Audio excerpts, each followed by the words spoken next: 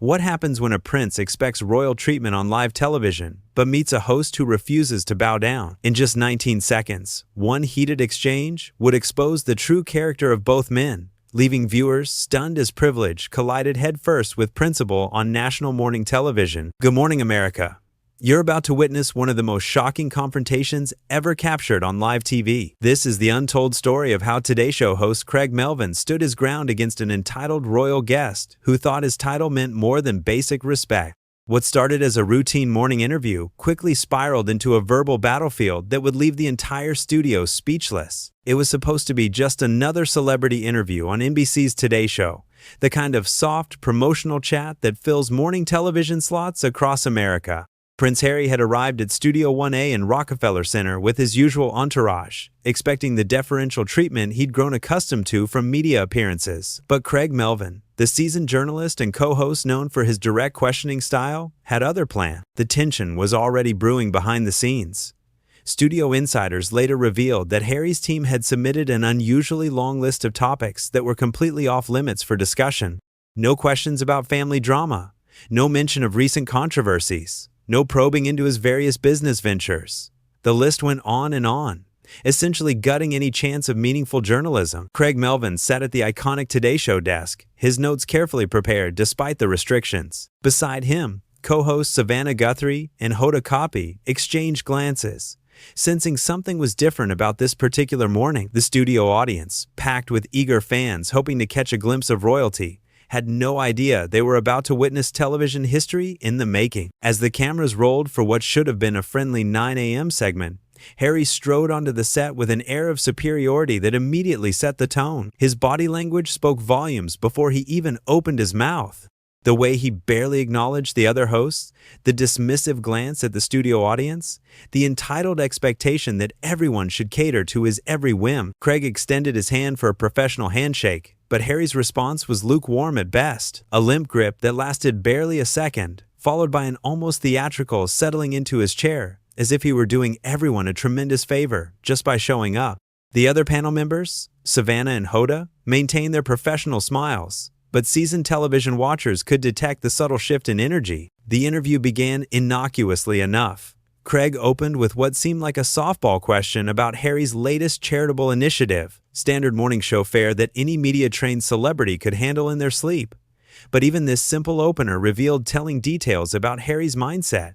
Instead of answering directly, he launched into a rambling monologue about how difficult his life had become, how misunderstood he was, how the media constantly treated him unfairly. Savannah Guthrie, ever the diplomatic host, tried to gently steer the conversation back on track with a follow-up question about the specific details of his charity work. But Harry seemed more interested in airing grievances than actually promoting any cause. His answers grew increasingly self-indulgent, painting himself as a victim of circumstances beyond his control while completely ignoring the questions being asked. Hoda Kotb, known for her warm interviewing style and ability to connect with guests on a personal level, attempted to lighten the mood with a question about his family life. Nothing invasive or inappropriate, just the kind of human interest angle that morning show audiences expect and enjoy. Harry's reaction was swift and sharp, immediately shutting down any personal discussion with a curt response that caught everyone off guard. The studio audience began to shift uncomfortably in their seats. These were people who had arrived early, waited in long lines, and followed all the security protocols just for a chance to be part of a live television taping. They came expecting entertainment, celebrity charm, and the kind of feel-good content that makes morning shows so popular. Instead, they were watching a grown man act like a petulant child on national television. Creig Melvin, with decades of journalism experience under his belt, recognized what was happening. He had interviewed presidents, world leaders, and countless celebrities throughout his career. He knew the difference between someone having a bad day and someone who genuinely believed they were above the normal rules of polite society. Harry was clearly in the latter category, and Creig was not about to let it slide. The breaking point came when Creig asked what should have been the easiest question of the entire segment, a simple inquiry about Harry's upcoming projects and what viewers could expect to see from him in the coming months. It was the kind of promotional softball that publicists dream about, the perfect opportunity for their client to shine and connect with the audience. Instead of graciously accepting this gift of a question, Harry's response was nothing short of stunning. He leaned back in his chair, rolled his eyes in full view of the cameras, and let out an audible sigh that the studio microphones picked up crystal clear. Then came the words that would define this entire catastrophic interview. "Look, Creig, I really don't think you understand who you're talking to here," Harry said, his voice dripping with condescension. "I've given you people enough of my time already. Maybe we should wrap this up so I can get to more important matters." The studio fell dead silent. Savannah Guthrie's eyes widened in disbelief. Hoda Kotb's professional smile faltered for just a moment before she quickly recovered. The audience members looked at each other with expressions of shock and confusion. Nobody could quite believe what they had just witnessed on live television. Creig Melvin, however, remained perfectly composed. This was the moment that would separate the true professionals from the pretenders. Lesser hosts might have stammered, apologized, or simply moved on to avoid confrontation. But Creig had built his reputation on asking tough questions and holding people accountable, regardless of their status or title. "I'm sorry, but I think there might be some confusion here," Creig replied, his voice steady and controlled. "This is the Today Show. You agreed to come on our program to discuss your work and connect with our viewers. That's exactly what we're trying to do." Harry's face flushed red with indignation. He clearly expected Creig to back down immediately, to apologize for daring to question his attitude, to treat him with the deference he felt he deserved. When that didn't happen, his mask of celebrity charm slipped completely away, revealing something far less appealing underneath. "Don't lecture me about television," Harry snapped back. "I've been doing media appearances since before you even knew what a camera was. I know how this works, and I don't appreciate being questioned like some common guest." The audience gasped audibly. Savannah tried to jump in with a peacemaking comment, but Harry wasn't finished with his tirade. He had clearly reached his breaking point and was determined to make everyone in that studio understand exactly what he thought of them. "You people act like you're doing me some kind of favor by having me on your little morning show," he continued, his voice rising with each word. "But let's be honest about what's really happening here. You need me more than I need you. Your ratings probably doubled the second my name appeared in your booking schedule." Hoda Kotb looked absolutely mortified. In all her years of television, through countless interviews with difficult celebrities and challenging personalities, she had never witnessed such a brazen display of arrogance on live television. She tried to catch Creig's eye, silently communicating that perhaps they should cut to commercial break and regroup. But Creig Melvin was just getting started.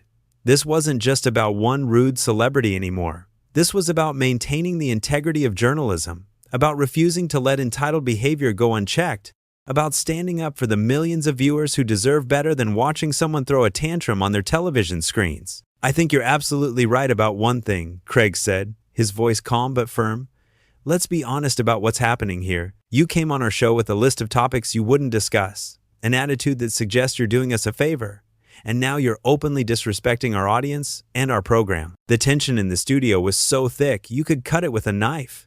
Camera operators continued filming, knowing they were capturing something unprecedented. The control room buzzed with urgent conversations about whether to continue rolling or cut away. Producers scrambled to figure out how to handle a situation nobody had ever prepared for. Harry's response was swift and vicious. "How dare you?" he hissed, pointing his finger directly at Creig. "Do you have any idea what I've been through? Do you understand the sacrifices I've made, the scrutiny I've endured, and you have the audacity to sit there and judge me?" "I'm not judging your personal life," Creig replied without missing a beat. "I'm addressing your behavior right here, right now, on our show. And frankly, our viewers deserve better than watching someone act like basic courtesy is beneath them." Savannah Guthrie made one last desperate attempt to salvage the segment. "Perhaps we could take a step back and," she began, but Harry cut her off with a wave of his hand that was both dismissive and insulting. "No, Savannah, I think we're well past that point," Harry said, his voice now carrying a dangerous edge. "Your colleague here seems determined to turn this into some kind of confrontation. So let's have it out right here on live television. Maybe your viewers would be interested to know what I really think about morning show hosts who forget their place." The audience was completely silent now, watching this train wreck unfold with morbid fascination. This was not the feel-good celebrity interview they had signed up for. This was something darker, more uncomfortable, more real than anything they had expected to witness on a Tuesday morning television show. Creig leaned forward slightly, his journalist instincts fully engaged. "By all means," he said calmly. "Tell our viewers exactly what you think about morning show hosts who ask simple questions about your public work and expect basic professionalism in return." Harry's face contorted with rage as he realized he had been outmaneuvered by a host who refused to be intimidated. The calculated charm that had served him well in countless other media appearances was completely gone now, replaced by raw anger and wounded pride. "You want to know what I think?" Harry said, his voice rising to a near shout. "I think you're a small-time television host on a declining network who thinks he can make a name for himself by going after me. Well, congratulations, Creig, you just made the biggest mistake of your career." The studio audience shifted uncomfortably in their seats. Some people looked toward the exits, wondering if they should leave. Others pulled out their phones, instinctively knowing they were witnessing something that would be talked about for years to come. The camera operators kept rolling, their training taking over, even as the situation spiraled completely out of control. Hoda tried one more time to restore some semblance of civility to the proceedings. "I think maybe we all need to take a breath here," she said gently, her voice carrying the kind of maternal authority that had diffused countless tense moments throughout her career. But Harry was beyond reason now. He turned his fury toward Hoda with a look that could have melted steel. "Don't patronize me," he snapped. "You sit there with your fake smile and your scripted questions, pretending like you're some kind of journalist when really you're just another puppet reading from a teleprompter." Savannah Guthrie's jaw dropped open. In all her years of television journalism, through political scandals and celebrity meltdowns, she had never been spoken to with such contempt on live television. Her professional composure cracked just slightly as she processed what had just happened. Creig Melvin had seen enough. This had gone far beyond a difficult interview or a celebrity having a bad day. This was a complete breakdown of basic human decency, broadcast live to millions of viewers across America. As a journalist, as a host, and as a human being, he had a responsibility to put an end to this spectacle. "That's enough," Creig said, his voice carrying an authority that cut through Harry's tantrum like a blade. "You've insulted our show, our audience, and my colleagues. I'm not going to sit here and allow you to continue this behavior on our air." Harry's eyes widened in disbelief. Nobody had ever spoken to him like this before. Throughout his entire life, people had either bowed and scraped in his presence or at least maintained a respectful distance. The idea that this American television host would dare to take such a tone with him was incomprehensible. "Excuse me?" Harry said, his voice deadly quiet now. "Did you just tell me what I can and cannot do? Do you have any idea who you're talking to?" "I'm talking to someone who agreed to appear on our show and is now acting like a spoiled child," Creig replied without hesitation.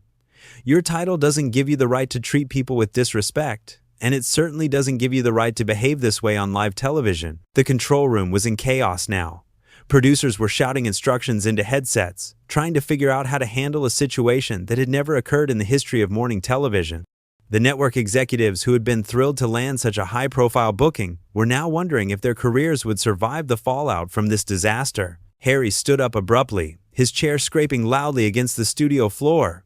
The sudden movement caught everyone off guard, including the camera operators who scrambled to adjust their shots. For a moment, it looked like he might actually storm off the set, ending this nightmare interview once and for all. Instead, he leaned forward, placing both hands on the desk that separated him from the hosting panel. His face was inches from Creig's now, his voice low and menacing as he delivered what he clearly intended to be his final, devastating blow. "You have no idea what you've just done," Harry said, his words dripping with venom. "When this interview is over, when the cameras stop rolling, you're going to realize that you just made an enemy of someone who has connections you can't even imagine. Enjoy your little moment of glory, because it's going to cost you everything." The threat hung in the air like poison gas, contaminating everything it touched.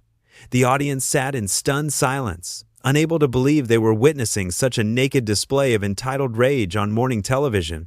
Savannah and Hoda exchanged horrified glances, both seasoned professionals struggling to process what they had just heard. But Creig Melvin didn't flinch. He looked Harry directly in the eyes, his own gaze steady and unwavering, and delivered the words that would end this catastrophic interview once and for all. "Security," Creig said calmly into his microphone, never breaking eye contact with Harry. "Please escort our guest from the building. This interview is over." The words hit Harry like a physical blow. His mouth fell open in shock as he realized what had just happened. He had been dismissed, ejected, kicked off one of America's most popular morning shows by a host who refused to be bullied or intimidated. Two security guards appeared at the edge of the set within seconds, their presence professional but unmistakably firm. They didn't touch Harry, didn't make any aggressive moves, but their message was crystal clear. It was time for him to leave. For one final moment, Harry stood frozen at the desk, his mind racing as he tried to process this unprecedented humiliation. Never in his wildest imagination had he conceived that such a thing could happen to him. He was royalty. He was a celebrity. He was important, but none of that mattered now. Melvin had called his bluff, exposed his entitled behavior for what it truly was, and shown millions of viewers that no title or status gives someone the right to treat others with contempt. As the security guards gestured toward the exit, Harry finally moved. He straightened his jacket with shaking hands, shot one last venomous look at the hosting panel, and walked off the set in complete silence. The studio doors closed behind him with a soft click that somehow managed to sound louder than all of his shouting had been. Creig turned back to the camera, his composure completely intact despite everything that had just transpired. "We'll be right back after this commercial break," he said simply, as if nothing unusual had happened at all. And with that, one of the most shocking confrontations in television history came to an end, leaving viewers across America with their jaws on the floor and a newfound respect for a morning show host who proved that integrity and professionalism will always triumph over entitlement and arrogance.